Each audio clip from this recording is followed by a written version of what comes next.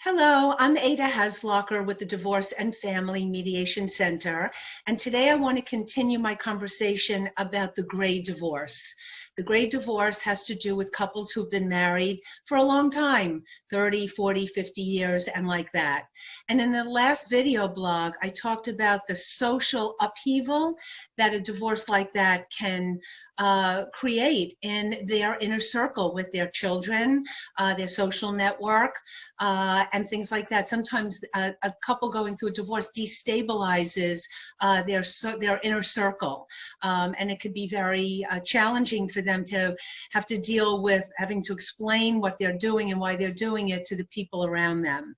What I want to focus on today, however, has to do with the unique issues that we deal with when we're talking about a divorcing couple who've been married for many, many years.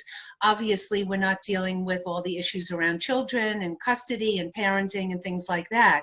Mostly, we're focusing on the financial issues. And here's some of the things that we really need to talk about. So assuming that they're well into their 60s at this point, maybe even 70s, they are receiving Social Security at this point, and they're probably on Medicare and have the supplemental plans as well. And hopefully there's enough money in the retirement plans to be throwing off enough money to supplement the Social Security. But the big question is, what if that's not the case? And the only main amount of money that's coming in is from Social Security. So we have to talk about how, in a post-separation world, they're both going to be able to support themselves when they're not combining their incomes now, because it is a lot less expensive, as we know, to live together than it is to live apart. So we have to really take a look at that and work through that. The other issue is the house.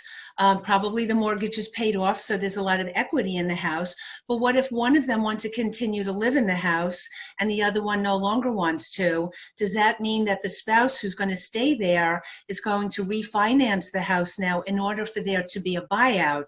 Do they really want to take on a mortgage payment at this stage of their lives? So that's another big topic that we have to talk about. And then there could be the vacation home. Maybe they're snowbirds and they have a place in Arizona or Florida.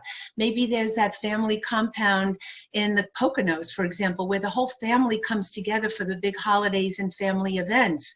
Are they going to continue to own it together?